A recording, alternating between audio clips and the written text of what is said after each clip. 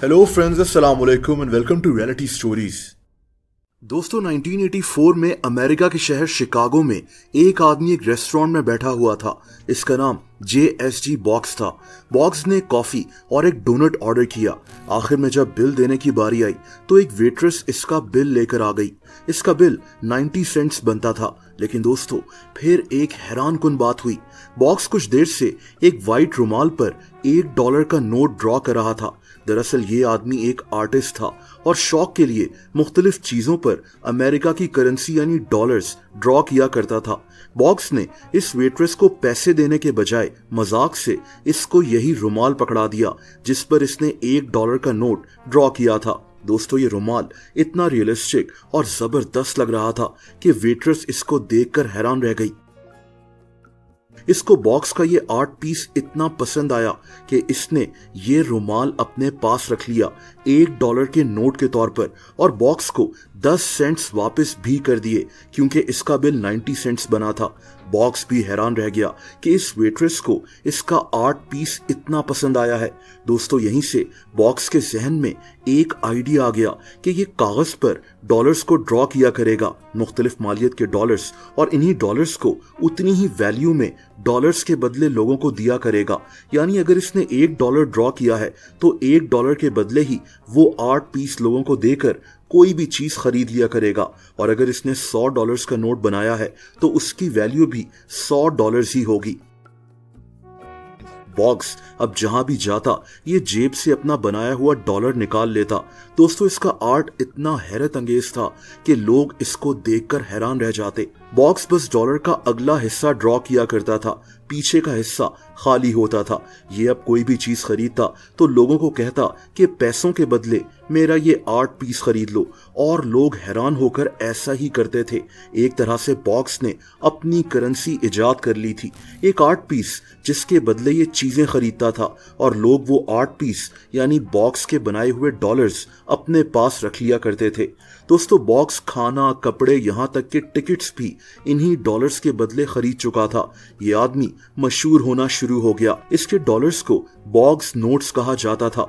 ये आदमी इतना मशहूर हो गया कि अब आर्ट के शौकीन लोग इसको ऑफर्स करना शुरू हो गए कि उनको इसके बनाए हुए डॉलर नोट्स खरीदने हैं। लेकिन बॉक्स इनको डॉलर नोट्स बनाकर खुद नहीं बेचता था।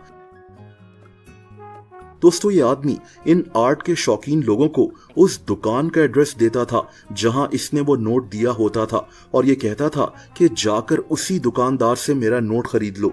आर्ट के ये शौकीन लोग बॉक्स के बताए हुए एड्रेस पर पहुंच जाते थे और उस दुकानदार से वो नोट खरीदते थे।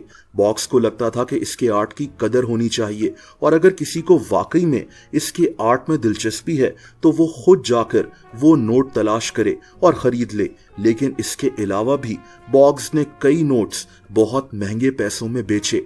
जैसा कि एक दफा इसने एक नोट $4 लाख में बेचा था। आज भी ये बहुत बड़ी रकम है, लेकिन आज से 30-40 साल पहले तो ये और भी बड़ी रकम थी। दोस्तों, बॉक्स एक अनोखा आर्टिस्ट था, लेकिन इसकी जिंदगी भी कई मसलों से घिरी रही। देखें, बॉक्स तो सिर्फ आर्ट के लिए इन डॉलर्स को ड्रॉ किया करता था, और वो भी सिर्फ आगे की साइड से। जाहिर सी बात है कि लोगों को पता होता था कि ये एक फेक डॉलर है। लोग इसको आर्ट समझकर उतनी ही वैल्यू में खरीद लिया करते थे। लेकिन हुकूमत को और अथॉरिटीज को बॉक्स का ये आर्ट पसंद नहीं आ रहा था। इनको लगता था कि बॉक्स ने एक तरह से अपनी एक नई करेंसी इजाद कर ली है, और फिर एक दिन बॉक्स को गिरफ्तार कर लिया गया। दोस्तों, ये 1986 का साल था जब बॉक्स इंग्लैंड गया हुआ था। ये इंग्लैंड में भी पाउंड्स बनाकर लोगों को आर्ट के तौर पर बेच रहा था। लेकिन बैंक ऑफ इंग्लैंड को इस बात का पता लग गया। इन्होंने बॉक्स के आर्ट को आर्ट नहीं समझा, बल्कि इसको फेक करेंसी के तौर पर लिया, और बॉक्स को अरेस्ट कर लिया गया। बॉक्स उस वक्त लंदन में एक एग्जीबिशन में अपने बनाए हुए पाउंड्स लोगों को दिखा रहा था जब स्कॉटलैंड यार्ड के 3 ऑफिसर्स अंदर दाखिल हुए और इन्होंने बॉक्स को गिरफ्तार कर लिया। बॉक्स ने इनको अपने बनाए हुए पाउंड्स दिखाए कि ये सिर्फ एक आर्ट पीस है। यहाँ तक कि इन पाउंड्स पर इसके अपने सिग्नेचर हुआ करते थे, लेकिन फिर भी इसको अरेस्ट कर इस पर धोखा देने के चार्जेस लगा दिए गए और इसको धमकी दी गई कि इसको 40 साल के लिए जेल भेज दिया जाएगा। खैर बाद में ये केस अदालत में खत्म हो गया। इसके वकील ने अदालत में कहा कि कोई बेवकूफ़ी इसके बनाए हुए नोट्स को असल के नोट समझेगा। खैर बॉक्स की मुश्किलात यहाँ ख़त्म नहीं हुई। 1989 में बॉक्स ऑस्ट्रेलिया में था। ये वहां भी ऑस्ट्रेलियन डॉलर्स बनाकर लोगों को बेच रहा था और इसको ऑस्ट्रेलिया में भी अरेस्ट कर लिया गया। बॉक्स ने जवाब में अदालत में ऑस्ट्रेलियन हुकूमत के खिलाफ केस दायर कर दिया और अदालत ने ना सिर्फ इसको रिहा कर दिया बल्कि ऑस्ट्रेलियन हुकूमत को हुक्म दिया कि बॉक्स को 20,000 ऑस्ट्रेलियन डॉलर्स अदा किए जाएं क्योंकि इसको गलत अरेस्ट किया गया था। दोस्तों 1990 से 1992 तक अमेरिका में बॉक्स के घर पर 3 दफा छापा भी मारा गया था। छापा मारने वाली अमेरिका की सीक्रेट सर्विस थी।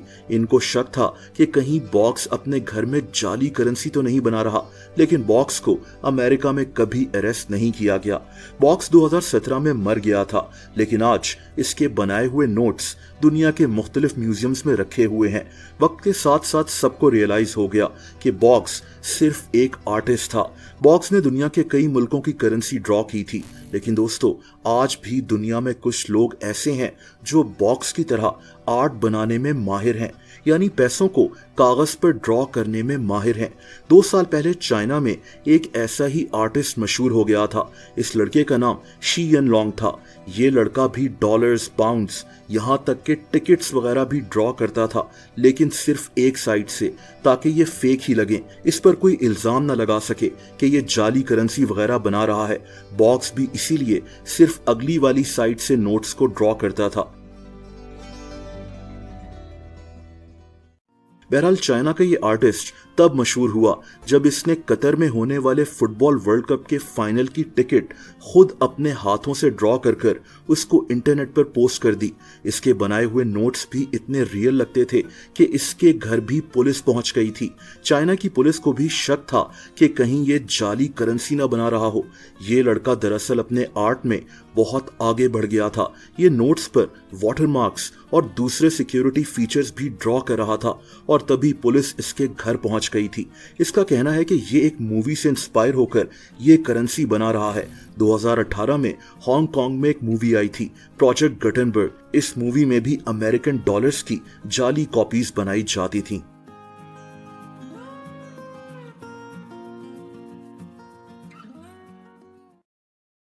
दोस्तों अगर आप मुझे इंस्टाग्राम पर फॉलो करना चाहें तो उसका लिंक नीचे डिस्क्रिप्शन में मौजूद है।